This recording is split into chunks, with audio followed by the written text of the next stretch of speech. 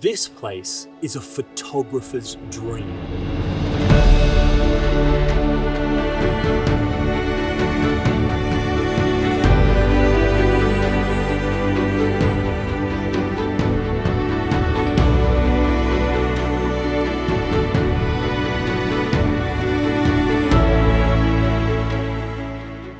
So the goal of today's video is to just walk around the rice paddy fields, find somewhere beautiful, sit down, take a couple photos. Now, I don't typically dabble in landscape photography. It's a genre that I find particularly challenging, and I do really admire really good landscape photographers. But when your summer as beautiful as this, you know, what the hey, just try something new. I'm in the region of Cang in northern Vietnam. It's about a 5.5 hour drive from Hanoi, or you can catch a 6-hour night bus from Hanoi City to the northern city of Sapa. And then from Sapa, you can get a bus to Cang Chai, and that's about 4 hours. Although I recommend busing and hitchhiking your way here from Sapa, stopping wherever you find somewhere beautiful. And this whole place is so beautiful that it actually took me 2 days to make that 2-hour drive. You've got local people wearing traditional clothes and living with the land. This whole place is so indescribably beautiful that I feel like I'm walking inside of a Vietnam postcard.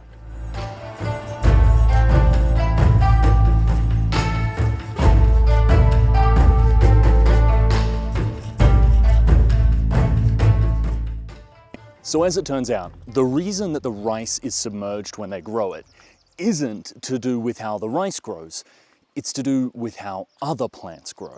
See, the rice can grow whether it's underwater or not, but what is unique to rice is that they breathe air through their leaves, which poke up through the water when grown submerged, whereas other plants actually gain their air through their roots. And so if the rice is submerged, weeds in that can't grow and strangle the rice. So that's why the rice is submerged, is to prevent the weeds. It is also why you end up seeing a lot of ducks where rice is grown, because the ducks come in, they swim around, which disrupts the water, and that also helps the plants grow, but they also eat the insects. And I think that's a really cool overlap between man and nature. One of the things that I found quite interesting about these rice paddy fields is I've mostly seen women working in them. And when I asked about this, I was told it was because a lot of the men go away for work, and then it's the women who are left here to tend to the rice fields. So I asked, oh, well, how much money do these rice fields make? And it turns out most, if not all of these fields are just for the consumption of the family that tends to them. They're not for sale. When you think about it, that's a lot of rice to eat in a single year. I mean, when you hear that they have rice for breakfast, lunch, and dinner, you kind of think, oh, wow, that's a lot of rice. But when you can visualize just how much rice that is, it's like, wow, that's a lot of rice.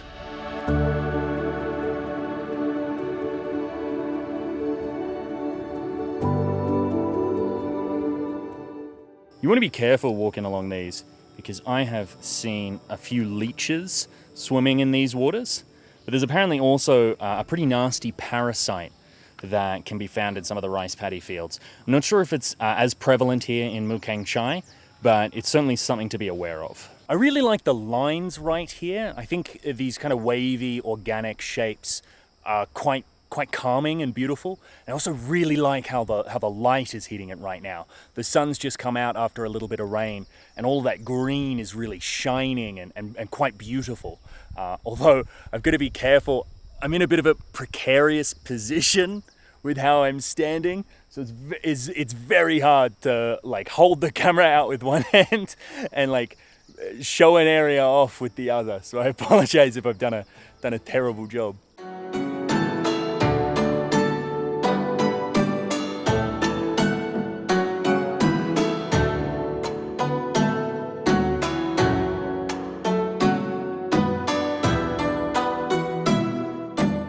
The problem with places like this is that they end up just being so beautiful that every other step is another great shot. And suddenly you've spent all day in one place. And eventually you've just got to know when to keep walking. And I don't think I've hit that point in my photography yet. Now, I know I said that this video was going to focus on landscape photography, But with people as photogenic and as friendly as this, I couldn't help but going down into the fields myself and taking some photos there.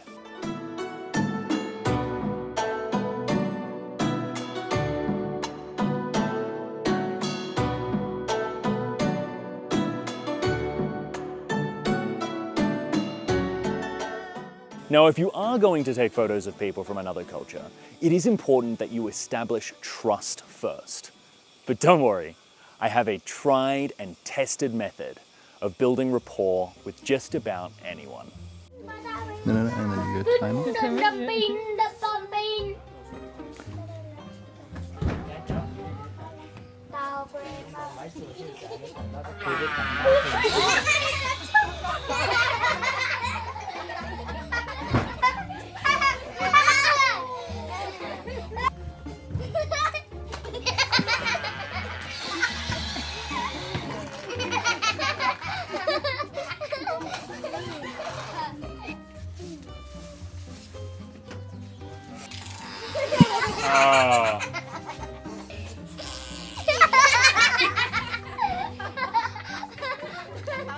Stinky dog.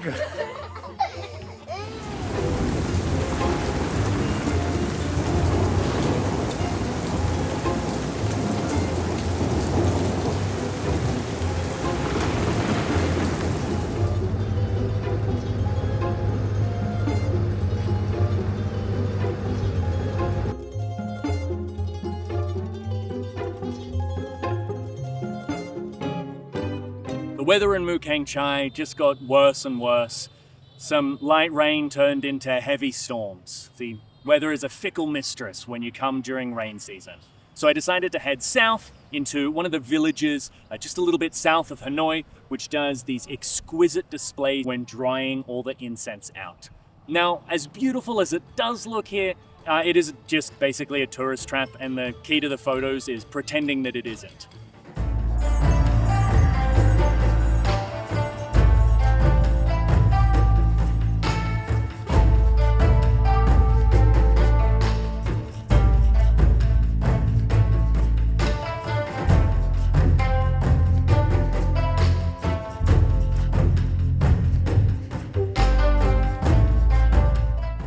If you're interested at all in any of the places featured or photographed in this video, I'll pop some Google Maps links in the description below so that you can develop your own itinerary of Vietnam, which I definitely encourage that you do.